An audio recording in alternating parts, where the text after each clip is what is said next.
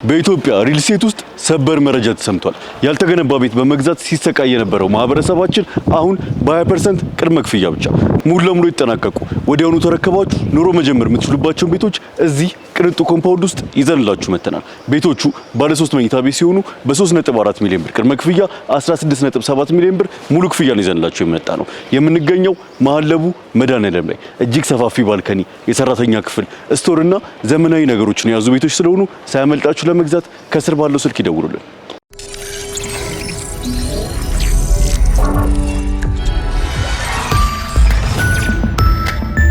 ይህ አዋዜ ነው። ባለፈው ሚያዝያ 25 እሁድ በዩናይትድ ስቴትስ አሜሪካ በሜሪላንድ ዕውቅ የጥበብ ሰዎችን የሸለመ ጥበብ ለጥበብ የተሰኘ መድረክ መካሄዱንና በዚህም ላይ በመድረክ ታዋቂነቱ በተለይ በመድረክ መሪነቱ ታማኝ በየነ ተሸላሚ መሆኑን ባልደረባችን ወንደሰን ከበደ ከዩናይትድ ስቴትስ አሜሪካ ለአዋዜ ጠቁሟል። አዋዜም ይህን መነሻ በማድረግ የሌሎችን ስም ኋላ ላይ እንጠራለን፣ የታማኝ በየነን መጠነኛ የሕይወት ታሪክ ለማቅረብ ፈልጓል። በኢትዮጵያ የኪነ ጥበብና የነፃነት ትግል ውስጥ ስሙን በወርቅ ቀለም የጻፈው አርቲስትና የሰብአዊ መብት አክቲቪስት ታማኝ በየነ የማይሰበረው የሰው ልጅ የመንፈስ የጥንካሬ ልክ ማሳያ ነው።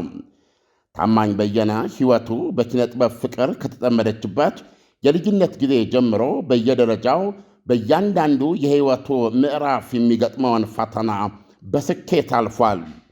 የሰዎችን የኪነ ጥበብ ናፍቆት በሚያረካው ተፈጥሯዊ ተሰጥኦው ከአቧራማዎቹ የአዲስ ዘመን ከተማ መንገዶች እስከ ዋሽንግተን ዲሲ 18ኛው ጎዳና፣ ከንፋስ መውጫ ኪነት እስከ ብሔራዊ ቲያትር፣ ከመስቀል አደባባይ እስከ አዲስ አበባ ስታዲየም፣ ከቤተ መንግሥት እስከ እስር ቤት፣ ከለንደን እስከ ዋይት ሃውስ አደባባይ ድረስ ኪነ ጥበባዊና የመብት ተጋድሎ አድርጓል።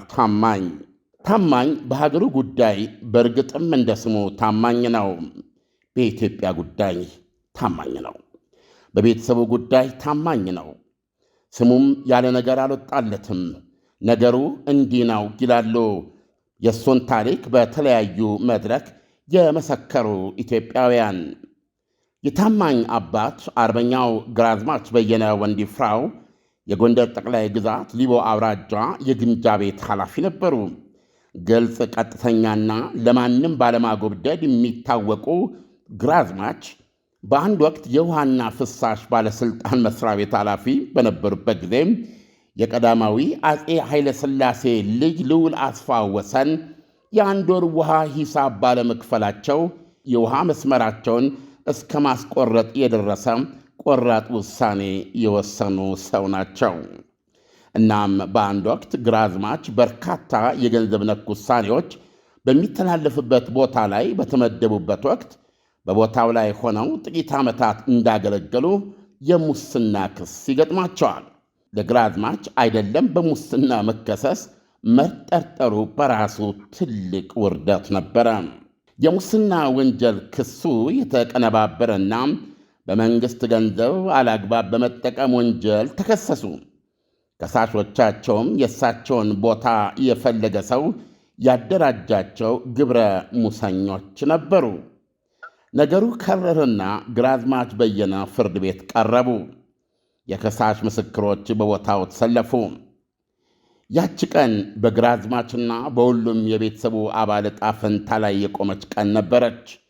መወንጀል፣ መታሰር፣ መዋረድና ቤተሰብም ከመቸገር እስከ መበተል ሊደርስ የሚችልበት የፍርድ ቀን ነበረች። ከሁሉም በላይ ስምህ ጥላሸት ሊቀባ የሚችልበት አደገኛ ቀን።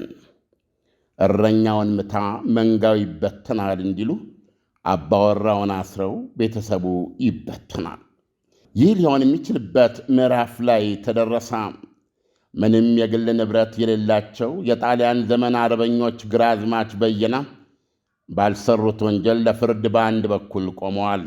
ከሳሻቸው በወቅቱ ከ3 ያላነሱ የገጠር ወፍጮዎች ባለቤትና የገንዘብ ሚኒስቴር ሠራተኛ የነበረው ግለሰብና የወንጀል ባልደረቦቹ ደግሞ በሌላ በኩል ቆመዋል።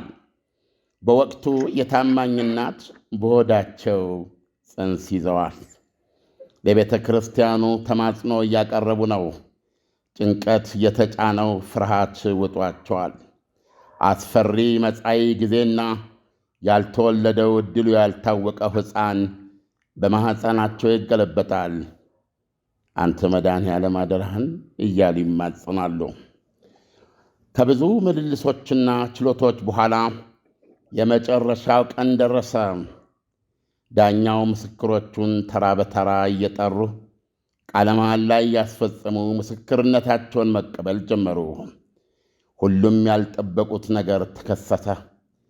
ከምስክሮቹ አንዱ ሐሳቡን ለውጦ ራሱን ሆኖ መቆም ፈለገ። እኔ በእግዚአብሔር ስም መመስከር እፈልጋለሁ፣ ሕሊናዬም እሺ አላለኝም። ግራዝማች ላይ መስክር ተብዬ ገንዘብ ተሰጥቶኝ ነው አለ። የእሱን ነገር የሰሙ ሌሎች ምስክሮችም ተራ በተራ ገንዘብ እንደተሰጣቸው ዳኛው ፊት ተናገሩ።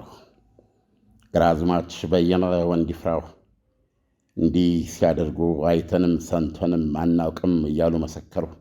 ከሳሽ የሠራው ደባም ተጋለጠና ግራዝማች ነፃ ወጡ። በእምነት ማጉደል የተጠረጠሩት ሰው እምነት በማክበር ታምነው የተገኙ በመሆናቸው እጅግ ደስ አላቸው። ልክ በዚያች ስሜት ላይ እንዳሉና ቤተሰቡ በእፎይታ የደስታ ድባብ ውስጥ ሆኖ ባለቤታቸው 10ኛው ልጃቸውን በበዓለ ጥምቀት ቀን በሰላም ተገላገሉ። ግራዝማች በወቅቱ የገጠማቸውን የተአማኒነት ፈተና በድል የተወጡበት ቀን ጥር 11 1959 ነበረ።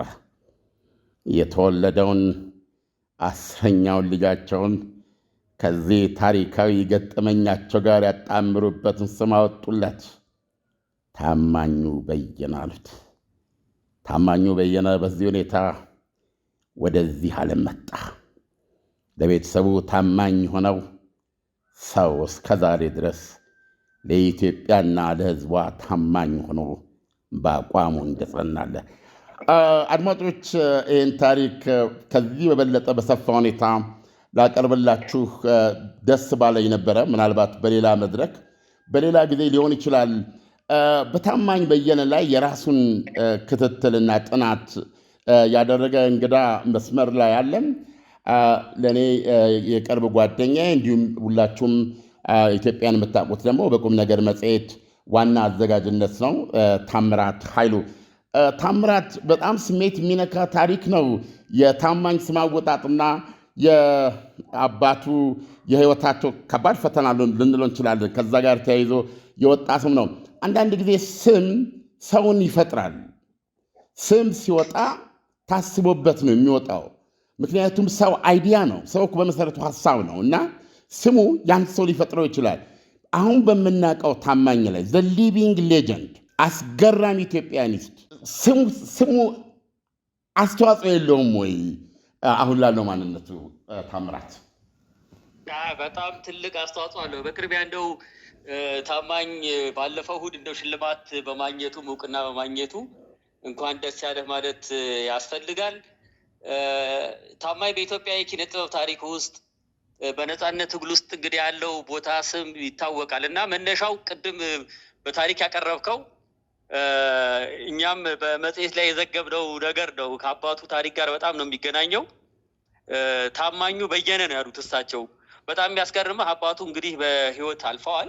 ነገር ግን አሜሪካን ሀገር ሁሉ ጋብዟቸው ለጉብኝት መጥተው ጠይቀውት ነበረ እና ኤርፖርት እስከ መጨረሻ ሰዓት ድረስ እስኪሸኛቸው እሳቸው እዛ ቆይተው እስኪመለሱ ድረስ በዚሁ ስም ነበረ የሚጠሩት። ታማኙ በየነ ነበረ የሚሉት። ከዛ እንዴት እንደተቀየረ እንግዲህ አይታወቅም። ታማኝ ለኢትዮጵያ ታማኝ ነው፣ ለሀገሩ ታማኝ ነው፣ ለቤተሰቡ ታማኝ ነው፣ በአቋሙ የሚጸና ምንም ወደኋላ ማይል የኪነ ጥበብ ሰው ነው ታማኝ በየነ እና ስሙማ ትልቅ ትርጉም አለው። እንደውም ምናልባት ስሙ ሳይሆን ይቀራል ሸክም የሆነበት ከኢትዮጵያ ጋር የተጣመረ የአንድነት ፍቅር ያለው ሰው ነው ታማኝ በየነ። አዎ፣ ይሄ ሁላችንም የምናውቀው ነው። በአንድ ወቅት በጋዜጠኝነታችን ብዙ እናስታውሳለን።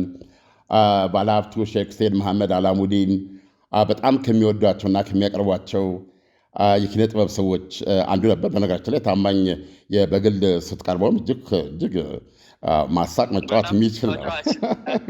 እሳቸው ደግሞ ቀለኛ ተጫዋች ነው። በጣም ቀላል ሰው ነው። ከማንም ጋር መጫወት የሚችል ሰው ነው ታማኝ እኮ። እና ያኔ እንግዲህ ከ10-20 ዓመት ወደኋላ ሊሆን ይችላል። በወቅቱ እነ ታማኝ እንዲሁም እነ ፀሐይ ዮሐንስ፣ ነዋይ ደበበ፣ ቀስተ ደመና የሚል ቀስተ ደመና ልክ ነኝ? የኪነ ጥበብ እዛ ነበራቸው፣ እዛ አሜሪካን ሀገር። በዛን ጊዜ እንግዲህ የታማኝ በተለያዩ ሰልፎች ላይ በተለያዩ አጋጣሚዎች ላይ በተገኙ መድረኮች ላይ ያው ስለ ኢትዮጵያ በመናገር ቀድሞ የሸበተ ልጅ ነው እና ከዚህ ጋር ተያይዞ በነበረ ሁኔታ የልዑካን ቡድን እንዲልኩና ይሄን ነገር ትቶ አርፎ እንዲቀመጥ የሚመክር የሚያሳስብ ነገር ነበረ በወቅቱ እናስታውሳለን። እምቢ አለ ገንዘብን ታማኝ። ይህን እንዴት ታየዋለህ? አቋም ያለው ሰው ነው። ቅድም ስንል ያለ ነገር አይደለም። እንግዲህ በ1980ዎቹ መጨረሻ እስከ 90ዎቹ ድረስ እንግዲህ እዚህ ሀገር ላይም የደመራ ባንድ የሚባል ነበረ ከሼክ መሐመድ ሁሴን አላሙዲን። ታንኪዩ። የቀስተ ደመና ያልኩትን በዚህ ይታረምልኝ፣ ደመራ ባንድ ለማለት ነው። ኦኬ ቀጥል። ደመራ ባንድ ነው እሳቸው ሰፖርት የሚያደርጉት ባንድ ነው። የሚታወቁ ኢትዮጵያውያን ያሉበት ጥላሁን ገሰሰን ጨምሮ ያሉበት ነው እና ግን ከዛ ጋር ተያይዞ የነበራቸው አሜሪካን ሀገር የነበራቸው ቆይታ በጣም የተንደላቀቀ እንደነበረ ይታወቃል። ግን እሱ ደግሞ የያዘው ስራ አለ፣ አቋም አለው። በኢትዮጵያ ጉዳይ ላይ ወደኋላ የሚል ሰው አይደለም ታማኝና በምንም መልኩ ያንን ጥቅሙን፣ ፍላጎቱን፣ ምቾቱን የሚነሳ ነገር ቢመጣ እንኳን ለዚህ የሚመለስ አልነበረም እና ከዛ ቡድንም እስከ መለየት የደረሰ ሰው ነው። የሙዚቃ ስራውን ግን ስቲል የኪነ ጥበቡን ሰው ስራውንም እየሰራ እንደገና ደግሞ የነፃነት ይሄ አክቲቪዝም የሚባለው ነገር ነው። ቤዚካሊ እሱን የጀመረው ልንል እንችላለን። ኢትዮጵያ ውስጥ የአክቲቪዝም እንቅስቃሴ አሁን ከዲጂታል ሚዲያው ጋር ተያይዞ የመጣ የሚመስላቸው ብዙ ሰዎች አሉ። እሱን ኢንሲደንት ታስታውሰዋለህ? ቀኑን ዓመተ ምሕረቱን ማስቀመጥ ያስቸግር ይሆናል። አይ ቲንክ በቢቢሲ ላይ ነው ያየነው። ዊ አር አንደር ዘ ገን ሲኤንኤን ነው ባለፈው። ሲኤንኤን ይቅርታ። ከ21 ዓመት በኋላ ወደ ኢትዮጵያ የመጣ ጊዜ እንደዚህ ቁጭ ብለን የመጫወት ድል ነበረ። አንተም ታስታውስ ከነበረ እና ቀኑን እና ቦታውን የዛን ጊዜ ሲናገር ግንቦት 20 1983 ዓመተ ምህረት ኢህአዴግ አዲስ አበባ የገባለታ እንግዲህ ጠዋት ላይ ነው ይሄ ሁሉ እዚህ ከተማ ላይ የሚታወቀው እና መንገዱ ጭር ባለበት ጊዜ እሱ 22 ማዞሪያ አካባቢ ነበረ ተከራይቶ የሚኖረው እና ብሔራዊ ቲያትር ይሰራ ነበር የዛን ጊዜ እና ጠዋት ተነስቼ ሄድኩኝ ነው የሚለው ወደ ብሔራዊ ቲያትር። እንደዛ ባለ ትደበቃለህ እንጂ እንዴት ወደ አደባባይ ትመጣለህ? እሱ ቀጥታ ወደ ብሔራዊ ቲያትር ሲሄድ በአጋጣሚ 4 ሰዓት 5 ሰዓት ይሆናል። ከተማው ጭር ብሏል። ግን የሲኤንኤን ጋዜጠኛ የኢህአዴግ ኃይሎች ከተማውን መቆጣጠራቸውን ተከትሎ የህብረተሰቡ ስሜት ምን ይመስላል የሚለውን ከህዝብ አስተያየት ለመሰብሰብ ወዲያ ወዲህ ሲል እዛ ብሔራዊ ቲያትር ጋር ይገጣጠማሉ ማለት ነው።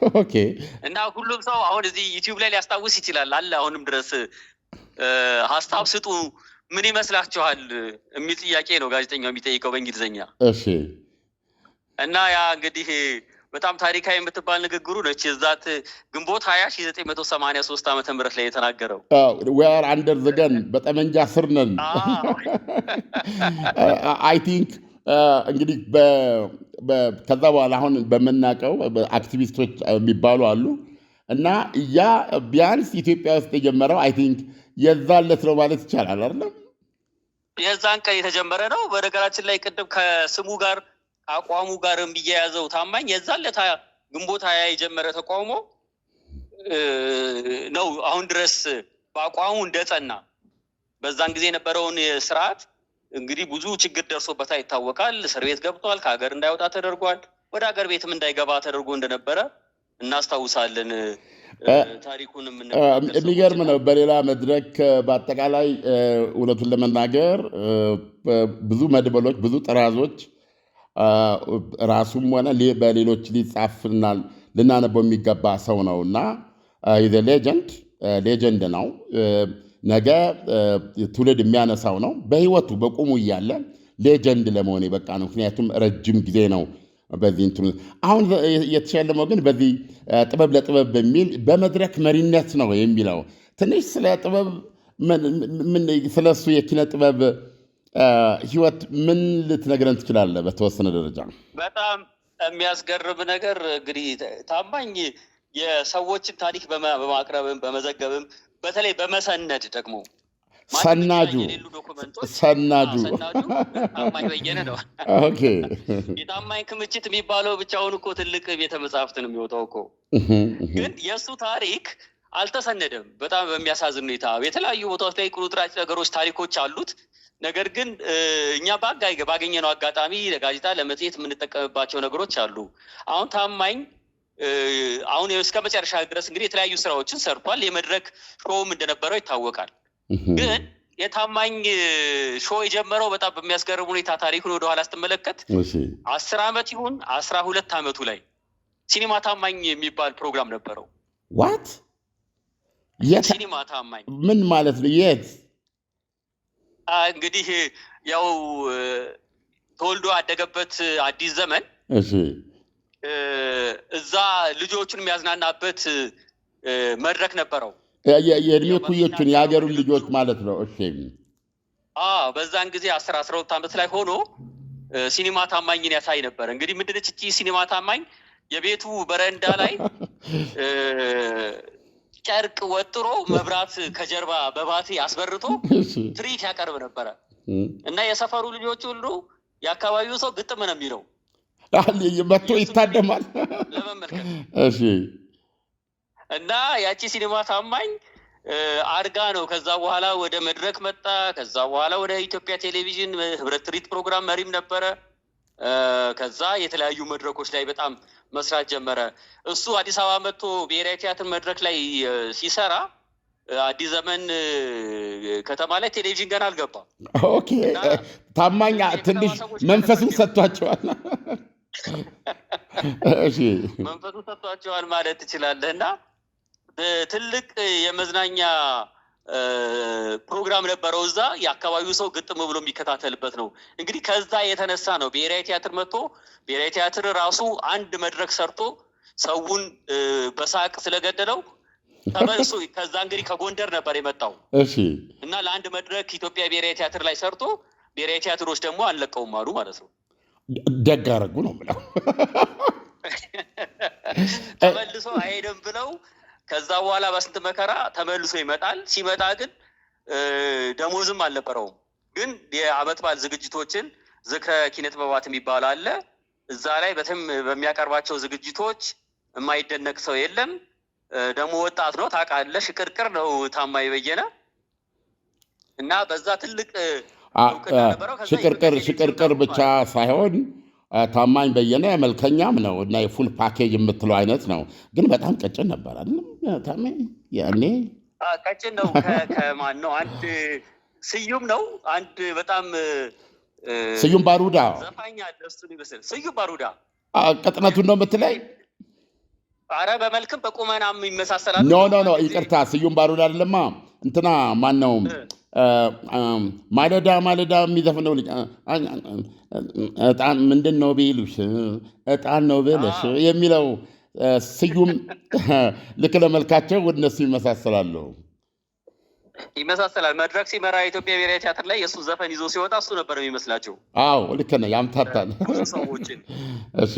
ግን በጣም የሚያሳዝን ነገር ብሔራዊ ቲያትር ለዚህ የከፈለው መስዋዕትነት ታማኝ በተለይ ለዚህ ለመድረክ ስራው ለሙያው በጣም ፍቅር ስለነበረው ከጎንደር አዲስ አበባ መጥቶ መድረክ የዓመት በዓል የፋሲካ የአዲስ ዓመትን ይሰራል እንጂ በመድረክ ያው ሽልማቶች ያገኛል እንጂ ቅጥር አልነበረም። በዚህ የተነሳ የቤት ኪራይ መክፈል ሁሉ እያቃተው ለጎዳና ተዳዳሪነት የተዳረገ ሰው ነበረ ታማኝ። እዛው ብሔራዊ ቲያትር አንበሳው ስር የሚያደርሰው ለ2-3 ቀን ያክል ሰው ቤት አላድር እዛ ነው አሁን ችግር ያው በመግደርደር ነው። በዛን ጊዜ ደሞዝ የለውማ። ደሞዝ ስለሌለው ግን ሙያውን ይፈልገዋል። እዛች እያደረ እንደገና መጨረሻ ላይ ነው ኢትዮጵያ ብሔራዊ ቲያትር ውስጥ ራሱ አንድ ክፍል ተሰጥቶት እዛ ውስጥ መኖር የጀመረው። ግን ከዛ በኋላ እንግዲህ እዛ ቦታ ላይ መቆየት ስለቻለ ነው። በዓለም አቀፍ ደረጃ እንግዲህ የህዝብ ለህዝብ ታሪክ ደግሞ በጣም የሚታወቅ ነው ለታማኝ። ግን ትንሽ ብሔራዊ ቲያትር ላይ እንቆይና ታሜ አይደለ ምናልባት አንተ ያን የት ነህ?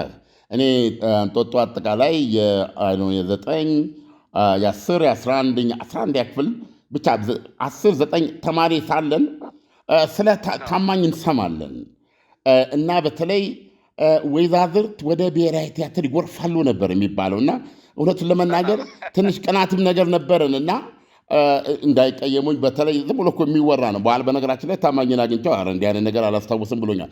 ማን ማሩ የሚባሉ ባለስልጣን ሁሉ ነበሩ ያን በደርግ ጊዜ።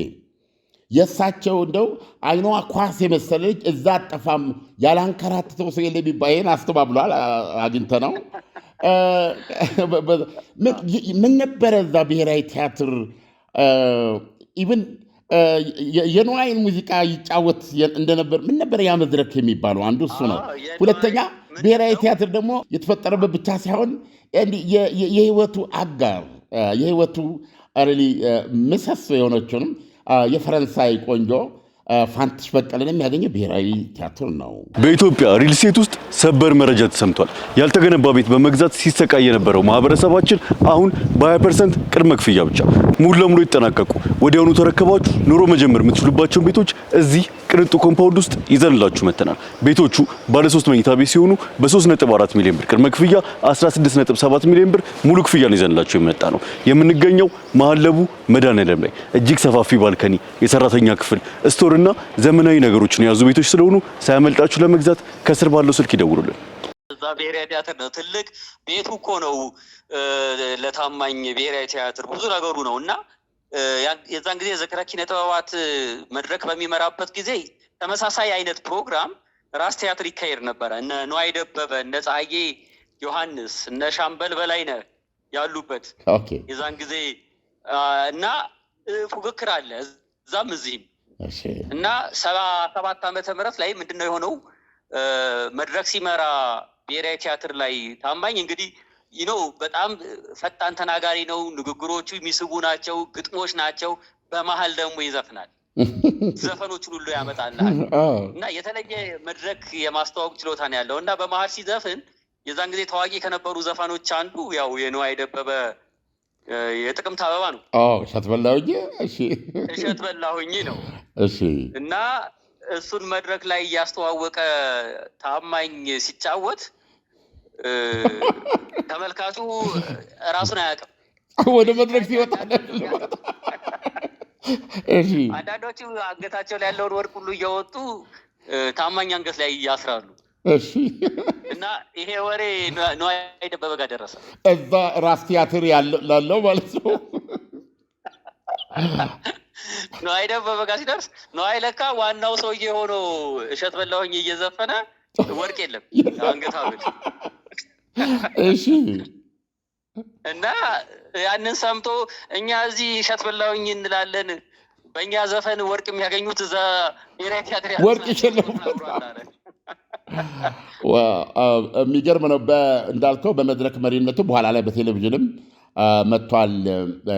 ታማኝ አንደኛ የታማኝ በጣም ብስል ሰው ነው፣ በሳል ነው፣ ነገሮችን ይገነዘባል በጣም እና ዊቲ ነው። ነገሮችን የሚያቀርብበት መንገድ የሚያዝናና ግንዛቤ ኃይለኛ ነው እና ቅድም እንዳልከው ኃይለኛ በግጥም ይናገራል። ነገሮችን ከዚህ ያገጣጥማል።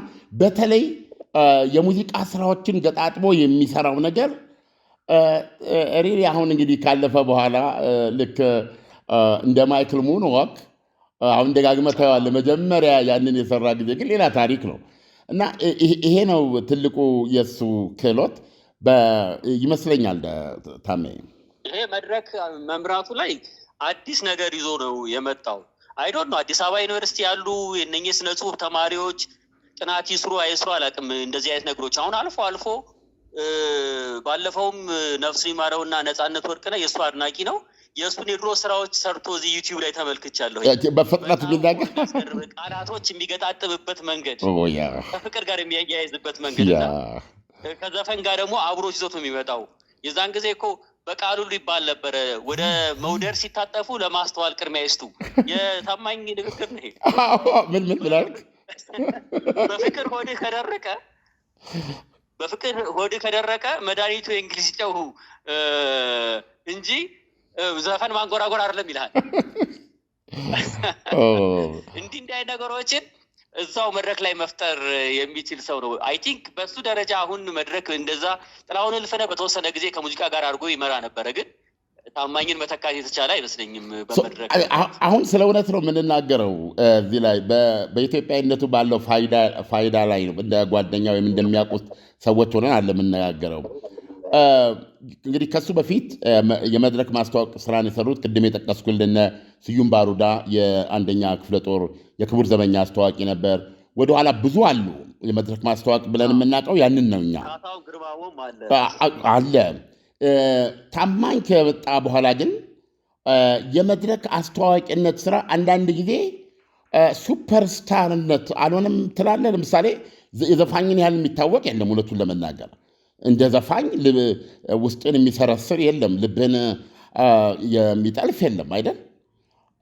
አንዳንድ ጊዜ ግን ታማኝ ከዘፋኝስ በላይ አልነበረም ወይ በዚህ በአስተዋዋቂነት ሙያው?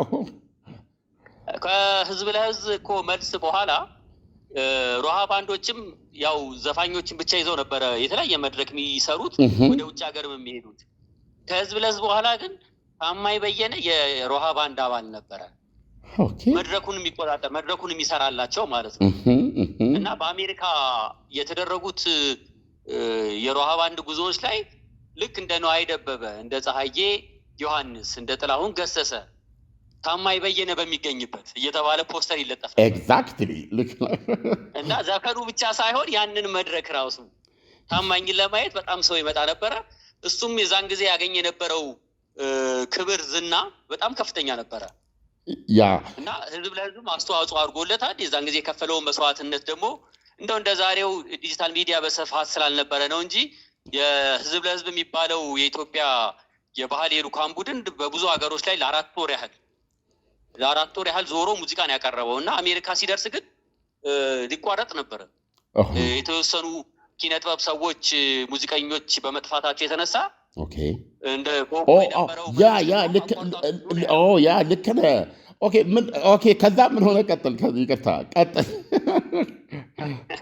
በጣም የሚያስገርምህ አሜሪካ ላይ እንደደረሱ ያው እንግዲህ በወቅቱ የነበረ ፖለቲካም አለ፣ እዚሁ ብትቀሩ ይሻላል ብለው የተወሰኑ አርቲስቶችን ሎቢ ያደርጓቸዋል፣ አግባቧቸው፣ ይቀራሉ። ሲቀሩ ከዛ ውስጥ ሌሎቹ ቢቀሩ የሚተኩ ናቸው። እስክታመቺ ቢሄድ እስክታመቺ ይተካል፣ ሌላ ይተካል። ዘፋኝም ያው ብዙ ናቸው ያሉት። እነ ብዙነሽ በቀለ ትላለ፣ እነ ማህሙድ አመር ትላለ፣ በጣም ብዙ ናቸው ባሉት ይሸፈናል። ግን አሁን ከጠፉት ሙያተኞች መካከል ግን ዋናው ሞተር ከበሮ የሚመታው ልጅ ነበረ። አትበይም? ከበሮ ከሌለ ሙዚቃ የለም። አብሶሉት ከበሮ ከሌለ ሙዚቃ የለም። እና በወቅቱ ተደናግጠው የነበሩ የቡድኑ አመራሮች እነ ጋሻ እያለ ሙላቱ ማለት ነው። ይሄ ነገር ሪፖርት ሲደረግ ለመንግስት አውቶማቲካሊ ቡድኑ ወደ ኢትዮጵያ ይመለስ አቋርጦ የሚባል ነበር የመጣው። መቀጠል ስለማይቻል በሰዓቱ ግን የቡድኑ አባል የነበረው ታማኝ በየነ መድረኮችን እየመራ የነበረው ለካሱ የራሱን ስራ ብቻ የሚሰራ ሰው አይደለም። የሌሎችን ሰዎችንም ስራ ያዳምጣል፣ ይከታተላል። እና ከበሮ መጪው የሚመታቸውን ሙዚቃዎች ይከታተል ስለነበረ በአንድ ቀን ውስጥ ኦልሞስት 1 ቀን ተኩል ነው የሚለው እንግዲህ በአንድ ቀን ተኩል ውስጥ እነኛ ሁሉ ሙዚቃዎች አትጨነቅ። ሕያው ምስክሮች አሉ። አያለ ሙላት አንዱ ምስክር ናቸው። እዚህ ላይ ስህተት ነገር ካለ ያርሙታል። ዜን ምን አደረገ ታማኝ በቀጥታ እነኛን ሁሉ ዘፈኖች ከበሮውን እኔ መጫወት እችላለሁኝ፣ ትንሽ ብቻ ጊዜ ስጡኝ አለ። 1 ቀን ተኩል ያህል ተለማመደ። እንደውም ፀሐዬ ዮሐንስ አንድ ኢንተርቪው ላይ ሲናገር የሰማሁት ወደ ሜሪላንድ ከዋሽንግተን ዲሲ ከቨርጂኒያ ወደ ሜሪላንድ ሲሄዱ በመኪና ውስጥ ሁሉ ከበሮ እየመታ ይለማመድ ነበር። ህዝቡ እኮ እዛ ቲኬት ቆርጦ እየጠበቀ ነው። እና ያችን ልምምድ አድርጎ አንድ ያለምንም መዛነፍ እስክስታ ይሄ ውዝዋዜ የሚያደርጉ ሰዎች የሙዚቃ ለውጥ መኖሩን ሳያውቁ ያንን መቀጠል የቻለ ሰው ነው እና ሀገርን ታድጓል ልትል ትችላለህ። አብሶሉት ሊበተን ይችል ነበረ። ስሪሊ ታሜ አድማጮቻችን እንደው እንዳይሰለችብን በማሰብ ነው እንጂ ከዚህ በላይ ስለ ታማኝ ብዙ ነገር መናገር ይቻላል። አንድ ግን የገረመኝ ታሜ አንተ ካስታወስከው እኔም የማውቀው ነው ለመናገር ይህን ጥያቄ ለአንተ ሳቀርብልህ እንደው ከአንተ አፍ ልስማው ብዬ ነው። ምክንያቱም በወቅቱ ውርር ነው ያደረገኝ። ታማኝ ከዘፈን ጋር የተገናኘ ነው። እንደው ምን ይባላል ታላላቅ ክሪቲክስ የስነ ጽሁፍ ደራሲ መሆን ያልቻሉ ናቸው ይባላል። ታላላቅ ሀያሲዎች ራሳቸው ደራሲ መሆን ያልቻሉ ናቸው ይባላል። ታማኝን አይተው ከሆነ ዘፋኝ አይደለም፣ ነገር ግን በዘፈን ጉዳይ ምን ያህል ጥልቅ ስሜት እንዳለውና ምን አይነት ታምሮች እንደሰራ በመጠኑኛ ጠቅሰናል፣ አይተሃል። የሌሎችን ዘፈን በመጫወት ግጥሞቻቸውን በመያዝ ከየዘፈኖቻቸው ርዕስ የተለያየ ስቶሪ ያሰራው ነገር የለም እና ታስታውስ እንደሆነ አንድ ጥያቄ ያቀርበንለት ነበረ እና ከኢትዮጵያ ድምፃውያን ዘፋኞች ውስጥ ለአንተ ቅርብ ማን ነው? ለልብ ቅርብ የሆነ ዘፋኝ ማን ነው ብለህ ነው ነበረ። ታሜ ምን ነበር ያለው? ያው ብዙ ሰዎች የሚገምቱት አለ። እርግጥም ነው ለጥላሁን ገሰሰ ትልቅ ክብር ፍቅር አለው። የጥላሁን ዘፈኖች ሁሉ ያውቃል። ከጥላሁን ጋር ብዙ መድረኮችም ሰርተዋል እና የተለየ ሰው ነው ለጥላሁን ገሰሰ ለታማኝ በየነ። ግን እሱ ከልጅነቱ ጀምሮ ግን ውስጡ በጣም የሚወዳትና ዘፈኗን የሚከታተለው እንደውም መድረክ ላይ ሁሉ የሴት ዘፈኑን ይዘፍን ነበር እኮ እና ለምን አትነገር? ለምን ታሰቃየላለህ? ማንን አለ? እሱ እንኳን ሁለታችሁ አንድ ናችሁ። የሂሩት በቀለ አድናቂዎች ናችሁ ሁለታችሁ። ሂሩት በቀለ ሲል ሰውነቴን ነው የወረረኝ።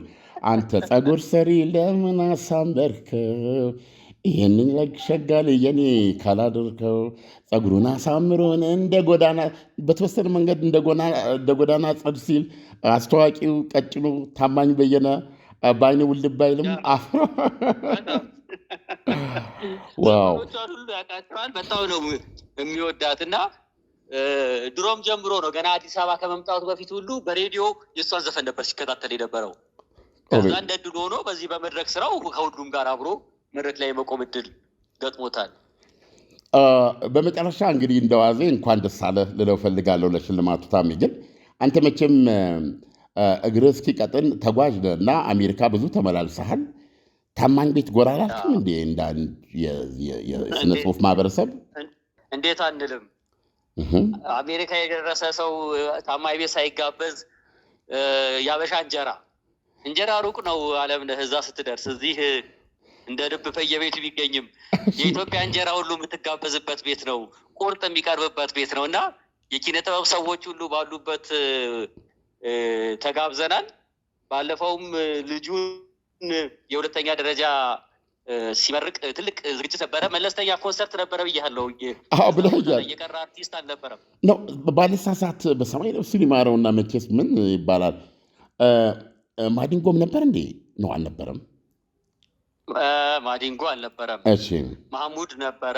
ኦኬ ግርማ ተፈራ ካሳ፣ ጎሳዬ፣ ክበበው አርቲስቶች ነበሩ። ኦፍ ኮርስ ኤፍሬም የለም እንዴ? ኤፍሬም ታማኝ ጠርቶ አንቺ ልከሽብኝ ካላለው ወይ እኮ ነው። ኤፍሬም ታምሩስ አልነበረም እንዴ? ታሜ ኤፍሬምን ያገኘሁት ታማኝ ቤት ነው። ይሄኛው ሌላ ውጪ ሌላ መድረክ ነው። ኦኬ የዛን ዕለት አላስታውስም፣ ግን ፀሐይ ዮሐንስ ግን ነበረ። ኦኬ ሰው ወደ አሜሪካን ሀገር ለሚሄዱ ሰዎች በተለይ በዚህ በኪነ ጥበቡ ስላሉት የታማኝ በየነና የባለቤቱ ፋንትሽ በቀለ ቤት የአብርሃም ቤት ነው ማለት እንችላለን ወይ? የአብርሃም ቤት ማለት ይቻላል። ቤታቸው ገብቶ እዛ ቤት ከኢትዮጵያ ሄዶ እሱ ቤት ሳይደርስ ሙዚቃ ሳይጫወት የወጣ አርቲስት እኔ ብዙ የለም ነው የምለው። ይሄ ደግሞ ማስረጃ የሚሆነው የታማኝ ክምችት የሚሉ ቪዲዮዎችን አይተህ ከሆነ ዩቲዩብ ላይም በተለያየ ጊዜ ጭናቸዋል።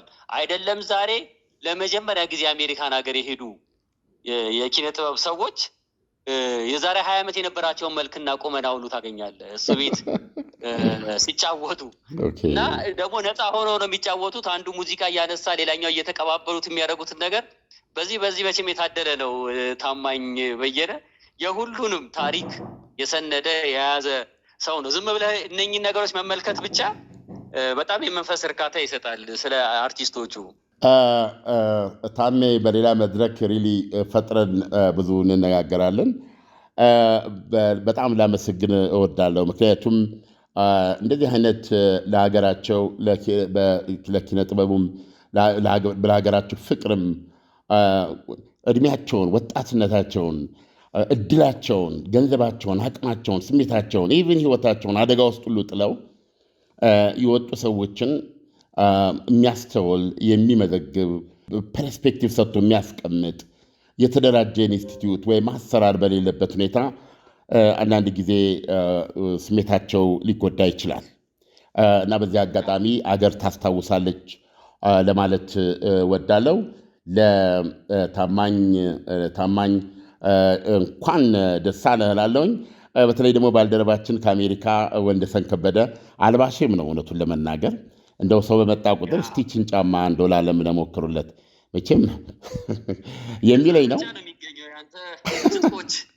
ናቸው። እና ሌላ የሰጠኝ ምን ብሏል? በውዝዋዜ ሰርካለም አካሉ፣ ሰለሞን ሰቲ፣ አሸናፊ ምትኩ፣ የማርሸት ዳምጠው ተሸላሚ ነበሩ። የማርሸት ዳምጠው በድምፃዊነት ማይ ጉድነስ አያሌው መስፍንና በዛወርቅ አስፋው እንዲሁም በድምፃዊነት አያሌው መስፍንና በዛወርቅ አስፋው ተሸላሚ ነበሩ።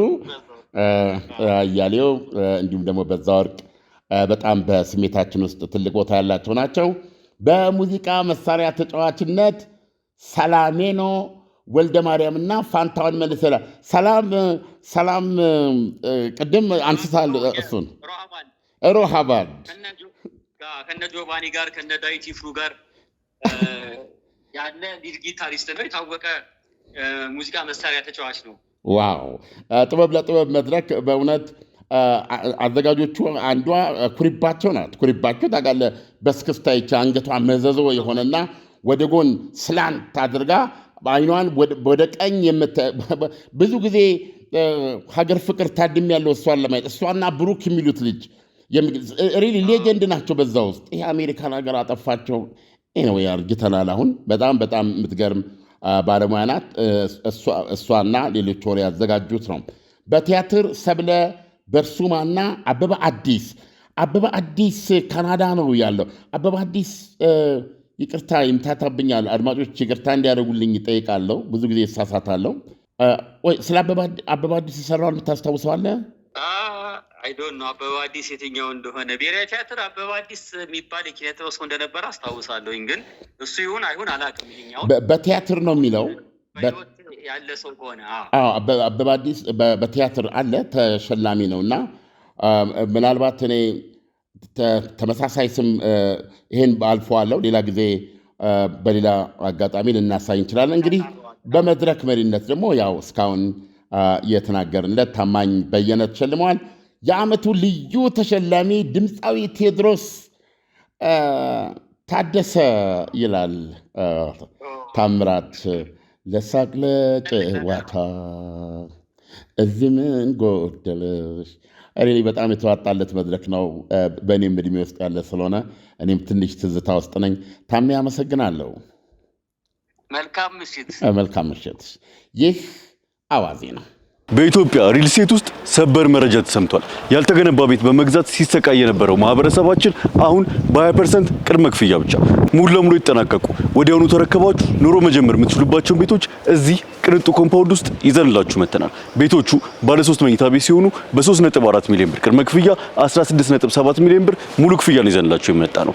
የምንገኘው መሐለቡ መድኃኔዓለም ላይ እጅግ ሰፋፊ ባልከኒ፣ የሰራተኛ ክፍል፣ ስቶርና ዘመናዊ ነገሮችን የያዙ ቤቶች ስለሆኑ ሳያመልጣችሁ ለመግዛት ከስር ባለው ስልክ ይደውሉልን።